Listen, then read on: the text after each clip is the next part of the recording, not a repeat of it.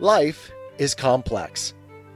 Join us for the simple gifts of wisdom, love, and delight in the written word. The funeral oration of Pericles, as related by the Greek historian Thucydides in his History of the Peloponnesian War. Part 1.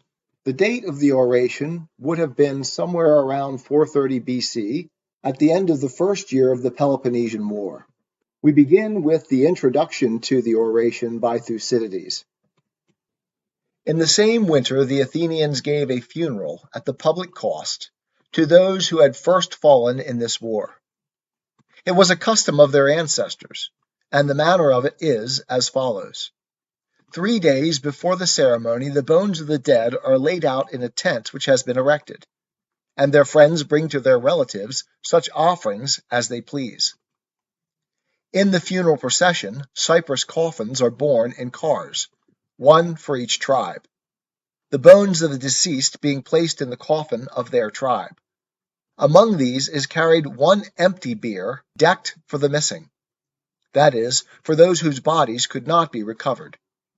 Any citizen or stranger who pleases joins in the procession, and the female relatives are there to wail at the burial. The dead are laid in the public sepulchre in the beautiful suburb of the city, in which those who fall in war are always buried, with the exception of those slain at Marathon, who for their singular and extraordinary valor were interred on the spot where they fell. After the bodies have been laid in the earth, a man chosen by the state, of approved wisdom and eminent reputation, pronounces over them an appropriate panegyric, after which all retire. Such is the manner of the burying, and throughout the whole of the war, whenever the occasion arose, the established custom was observed. Meanwhile, these were the first that had fallen, and Pericles, son of Xanthippus, was chosen to pronounce their eulogium. When the proper time arrived, he advanced from the sepulchre to an elevated platform in order to be heard by as many of the crowd as possible, and spoke as follows.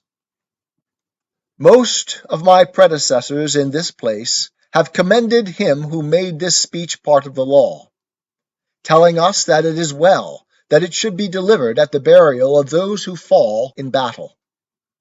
For myself, I should have thought that the worth which had displayed itself in deeds would be sufficiently rewarded by honors also shown by deeds, such as you now see in this funeral prepared at the people's cost. And I could have wished that the reputations of many brave men were not to be imperiled in the mouth of a single individual, to stand or fall according as he spoke well or ill. For it is hard to speak properly upon a subject where it is even difficult to convince your hearers that you are speaking the truth. On the one hand, the friend who is familiar with every fact of the story may think that some point has not been set forth with that fullness which he wishes and knows it to deserve. On the other, he who is a stranger to the matter may be led by envy to suspect exaggeration if he hears anything above his own nature. For men can endure to hear others praised only so long as they can severally persuade themselves of their own ability to equal the actions recounted. When this point is passed, envy comes in, and with it incredulity. However, since our ancestors have stamped this custom with their approval, it becomes my duty to obey the law and try to satisfy your several wishes and opinions as best I may.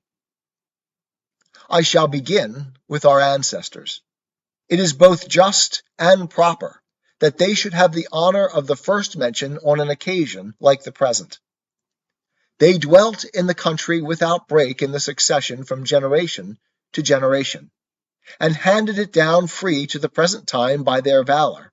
And if our more remote ancestors deserve praise, much more do our own fathers, who added to their inheritance the empire which we now possess, and spared no pains to be able to leave their acquisitions to us of the present generation. Lastly, there are few parts of our dominions that have not been augmented by those of us here, who are still more or less in the vigor of life.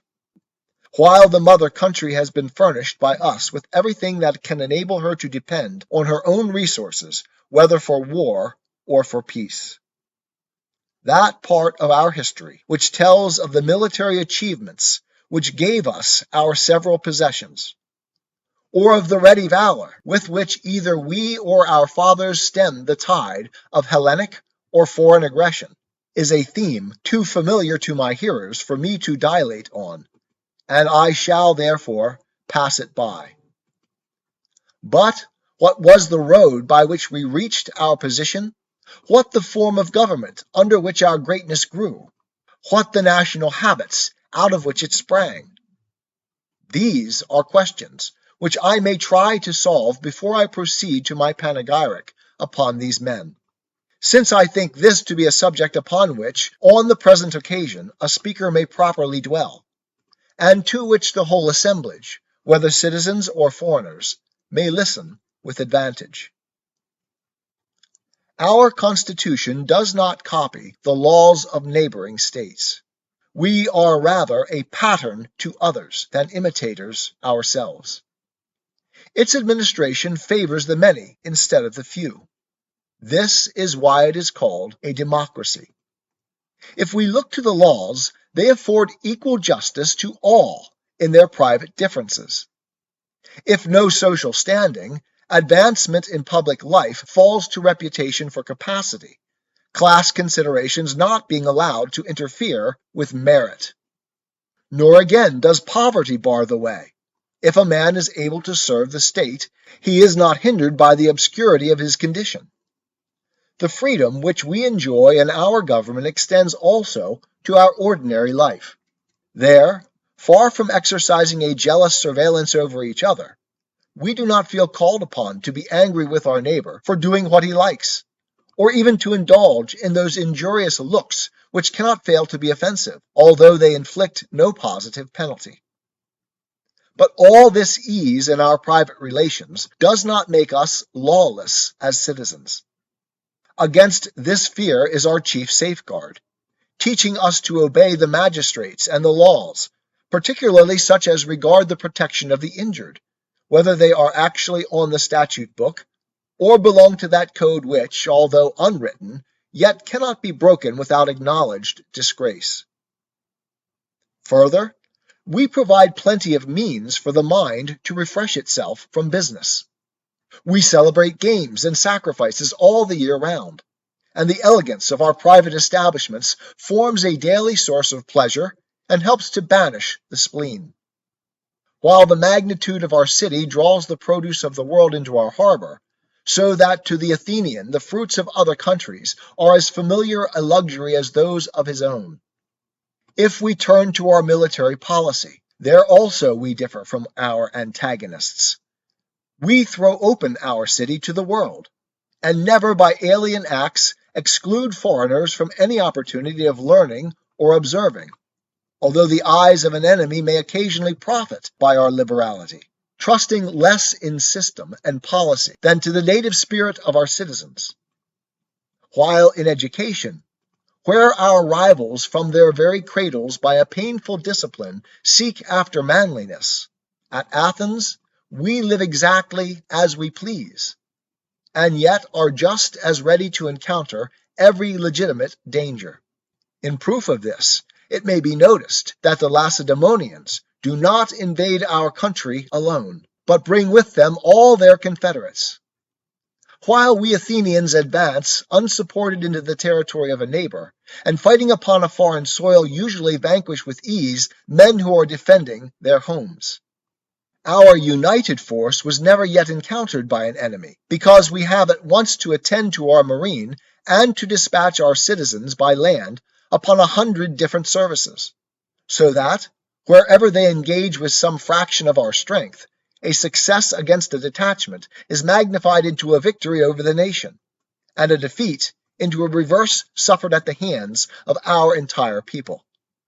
And yet, if with habits not of labor but of ease, and courage not of art but of nature, we are still willing to encounter danger, we have the double advantage of escaping the experience of hardships in anticipation, and of facing them in the hour of need as fearlessly as those who are never free from them. 'Tis the gift to be simple, 'tis the gift to be free, 'tis the gift to come down where we ought to be. And when we find ourselves in the place just right, 'twill be in the valley of love and delight. When true simplicity is gained, to bow and to bend, we will not be ashamed. To turn will be our delight, till by turning, we come round right.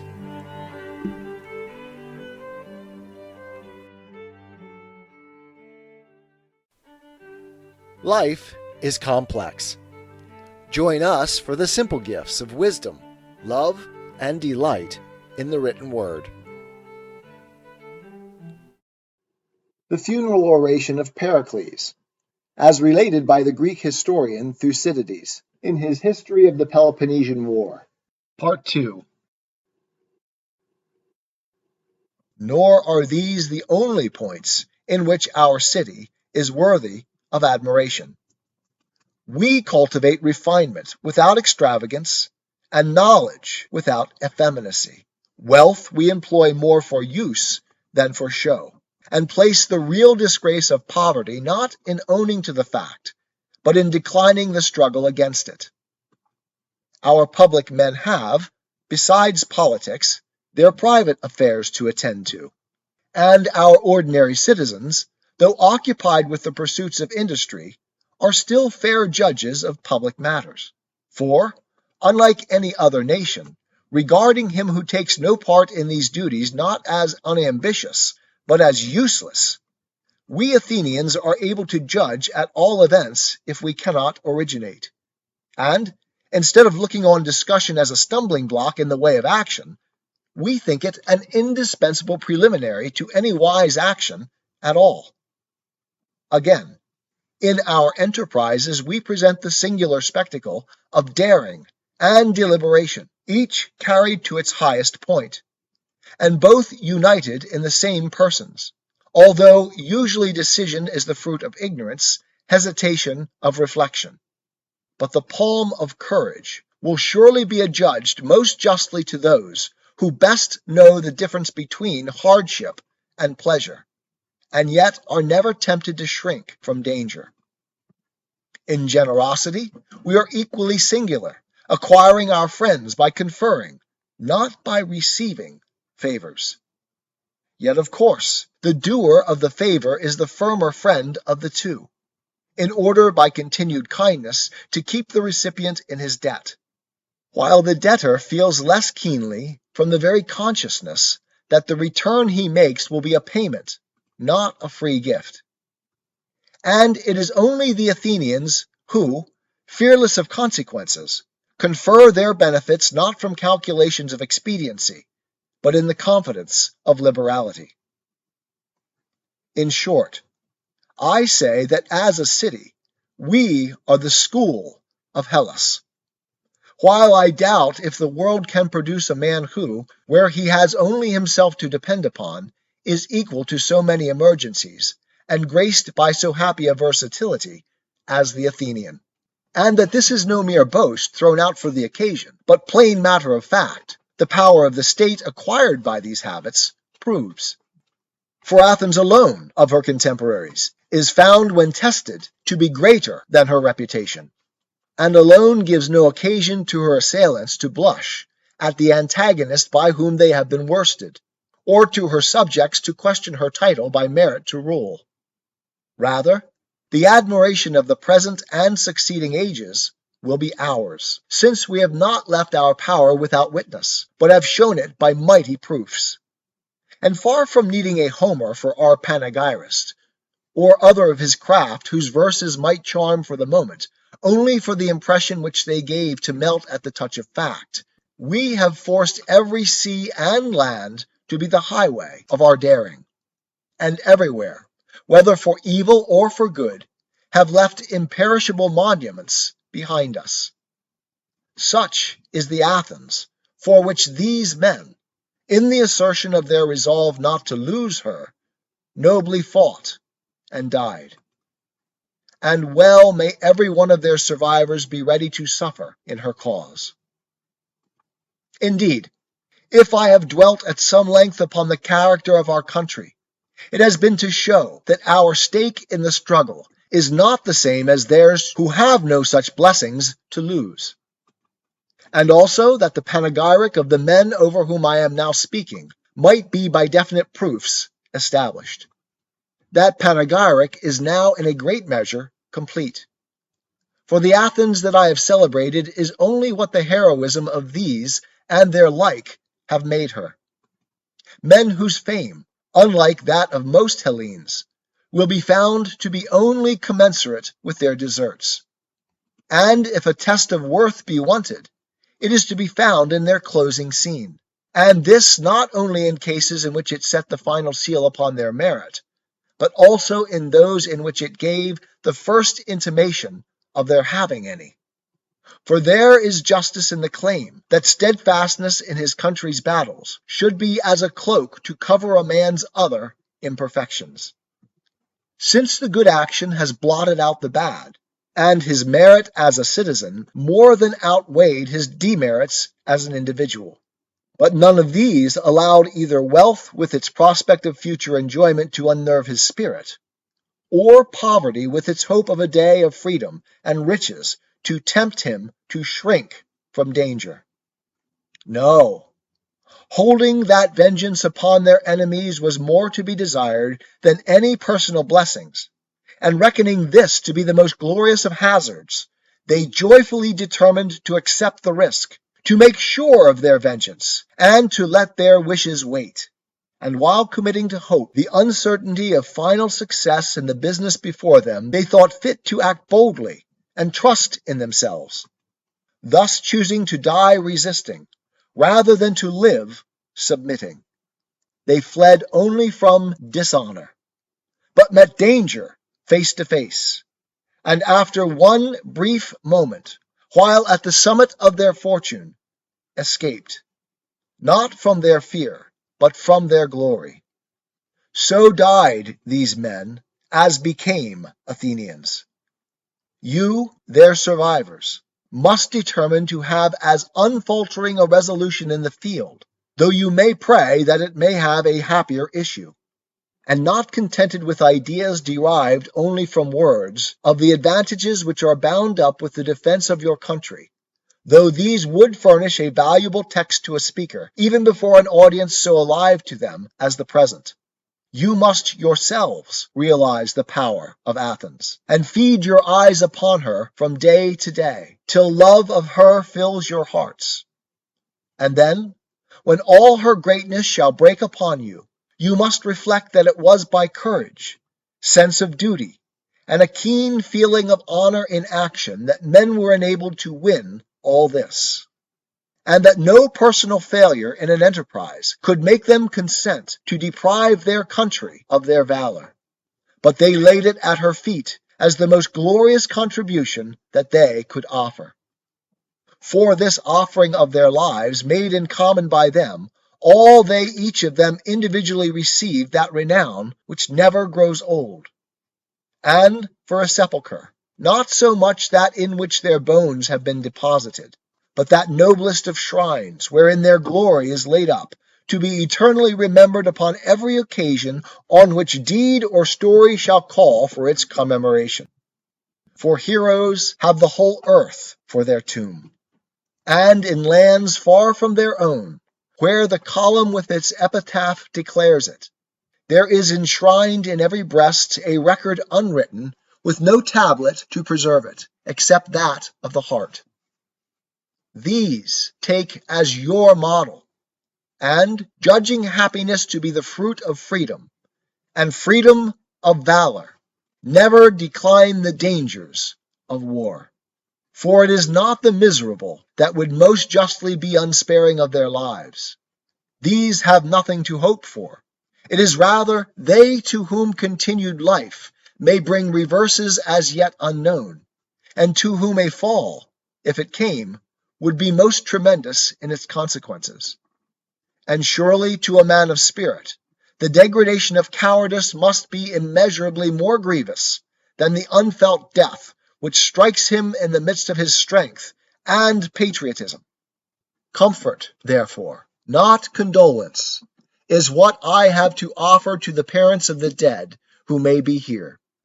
Numberless are the chances to which, as they know, the life of man is subject. But fortunate indeed are they who draw for their lot a death so glorious as that which has caused your mourning, and to whom life has been so exactly measured as to terminate in the happiness in which it has been passed. Still I know that this is a hard saying, especially when those are in question of whom you will constantly be reminded, by seeing in the homes of others blessings, of which once you also boasted. For grief is felt, not so much for the want of what we have never known, as for the loss of that to which we have been long accustomed.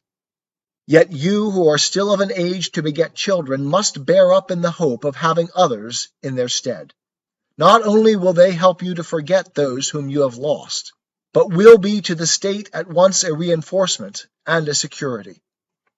For never can a fair or just policy be expected of the citizen who does not, like his fellows, bring to the decision the interests and apprehensions of a father. While those of you who have passed your prime must congratulate yourselves with the thought that the best part of your life was fortunate, and that the brief span that remains will be cheered by the fame of the departed, for it is only the love of honor that never grows old. And honor it is, not gain, as some would have it, that rejoices the heart of age and helplessness. Turning to the sons or brothers of the dead, I see an arduous struggle before you. When a man is gone, all are wont to praise him. And should your merit be ever so transcendent, you will still find it difficult not merely to overtake, but even to approach their renown. The living have envy to contend with, while those who are no longer in our path are honored with a good will, into which rivalry does not enter. On the other hand, if I must say anything on the subject of female excellence to those of you who will now be in widowhood, it will be all comprised in this brief exhortation. Great will be your glory in not falling short of your natural character, and greatest will be hers who is least talked of among the men, whether for good or for bad. My task is now finished. I have performed it to the best of my ability, and in word at least the requirements of the law are now satisfied. If deeds be in question, those who are here interred have received part of their honors already, and for the rest, their children will be brought up till manhood at the public expense. The state thus offers a valuable prize as the garland of victory in this race of valor, for the reward both of those who have fallen and their survivors. And where the rewards for merit are greatest, there are found the best citizens. And now that you have brought to a close your lamentations for your relatives, you may depart. 'Tis the gift to be simple. 'Tis the gift to be free. 'Tis the gift to come down where we ought to be. And when we find ourselves in the place just right, 'twill be in the valley of love and delight. When true simplicity is gained, to bow and to bend, we will not be ashamed. To turn will be our delight, till by turning, we come round right.